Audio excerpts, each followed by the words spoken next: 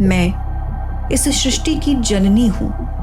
मैंने अपने जीवन काल में कई महान व्यक्तित्वों को देखा है और देख रही हूँ, पर आज मैं आपको वो सच्ची घटनाएं बताऊंगी जिनका जिक्र किताबों में नहीं।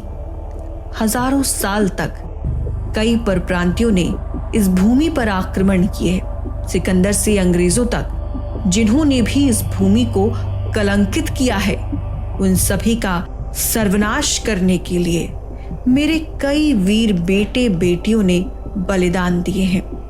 11वीं शताब्दी के बाद मुझे लोहे की जंजीरों से बांध दिया गया। लगभग 500 साल तक इस पावन भूमि को दूषित किया गया।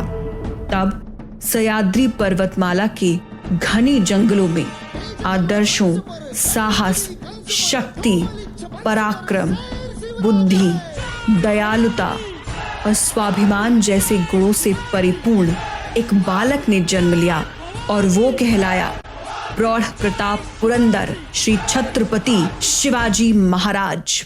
ये कहानी है उस महान योद्धा की जिसके बलिदान पर पूरा मराठा साम्राज्य खड़ा है, जिसके लिए दुश्मन पक्ष में बस एक बात होती थी, हुजूर मस्तक तिलकधारी पहाड़ सा ऊंचा है, खिंड पार ना कोई करे, आहट सा रुतबा है, बरस रहा है आसमान पर गरगराहट तलवार धारी है, खौफ नहीं है हम 10,000 का, हुजूर नाम उसका बाजी है।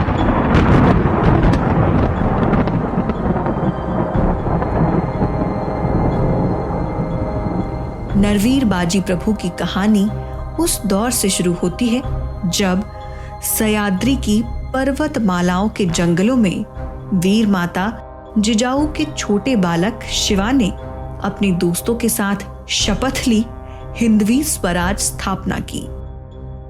दिल में माता जिजाऊ के संस्कार और आंखों में बस एक सपना, मराठा साम्राज्य। मावल प्रांत के स्थानीय लोग थे तो आम नागरिक, पर शौर्य और साहस भरा दिल हर एक इंसान में था।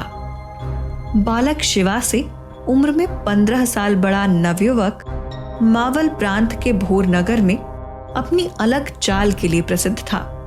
बचपन से ही उसके मन में मुगलों के लिए आग भरी थी।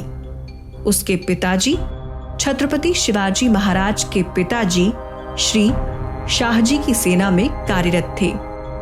वो जोशीला नवयुवक कोई और नहीं बल्कि खुद बाजी प्रभु देशपांडे थे। बाजी प्रभु जिस जागीर से ताल्लुक रखते थे, उस हेडस जागीर का जागीरदार कृष्णाजी बांदल देशमुख था और बाजी प्रभु के पिता इस जागीर के दीवान। पिता की मृत्यु के बाद बाजी प्रभु और छोटे भाई फुलाजी ने दीवान पद संभाला, पर उलझन इस बात से थी कि खुद बांदल छत्रपति शिवाजी महाराज के पिता श्री शाहजी के विरोधी थे और ये विरोध उसने छत्रपति शिवाजी महाराज के लिए भी बरकरार रखा। उनके दिल में छत्रपति के लिए बहुत कड़वाहट थी। बाजी प्रभु और फुलाजी के साहस पर बांदल देशमुख ने हेडस जागीर पर अपना दबदबा कायम रखा, पर दूसरी तरफ छत्रपति शिवाजी महाराज ने हिंदवी स्वराज्य को फैलाना शुरू कर दिया।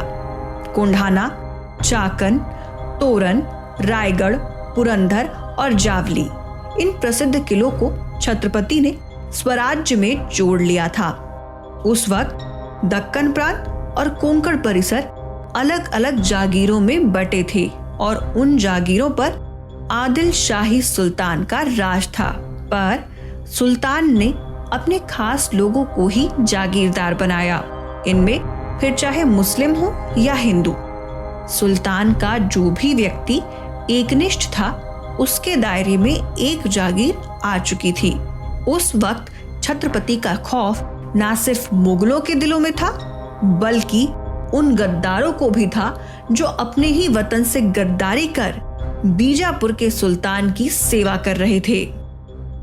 उस वक्त महाराज सर्जिकल स्ट्राइक पर यकीन रखते थे और सबको डर लगा रहता था कि कहीं वो मरहट्टा ना आ जाए। महाराज और उनके सरदार एक एक करते हुए जागीरों को आदिल शाही हुकूमत से आजाद करवा रहे थे। अब हेडस को स्वराज्य में मिलाना बाकी था। बस अब किसी भी परिस्थिति में महाराज को कृष्णाजी बांदल को हराकर रोहिड़ा किला हासिल करना था। पर भोसले खानदान के साथ उसका पुराना बैर था। इस बैर को मिटाने के लिए तानाजी मालुसरे, येसाजी, आबाजी और खुद महाराज ने सर्जिकल स्ट्राइक को अंजाम देकर कृष्णाजी बांदल को मार गिराया। इस जीत की खुशी पर आबाजी ने मुस्कुराते हुए महाराज से कहा, राजे, हिडस सब स्वराज्य का हिस्सा है। पर इतने में ही पीछे से आवाज आई, जब तक बाजी जिंदा है रोहिड़ा किला अजेय है। तभी पीछे मुड़ते हुए आबाजी ने महाराज से कहा, राजे, आज्ञा हो तो इस बाजी को मैं अभी मौत के घाट उतार दूं। महाराज बोले, नहीं आबाजी, बाजी से तो हम ही लड़ेंगे। काली रात पहाड़ पर बसा वो अजेय किला रोहिड़ा दुर्ग और चारों तरफ खामोशी का कहर। सबकी नजरें राजे शिवा और नरवीर बाजी प्रभु की ओर थीं। एक तरफ तानाजी मालुसरे, येसाजी, आबाजी और दूसरी तरफ बाजी के भाई फुलाजी। बाजी प्रभु भवानी तलवारधारी, प्रौढ़ प्रताप पुरंदर क्षत्रिय कुलावतंस की नजरों में प्रतापी साहस देख रहे थे। एक हाथ में तलवार, दूसरे हाथ में दांड पट्टा। प्रतापी तेजमय चेहरा, तनकेदार मूछें और भारी भक्कम शरीर वाले बाजी प्रभु की तरफ राजे शिवा चले आए।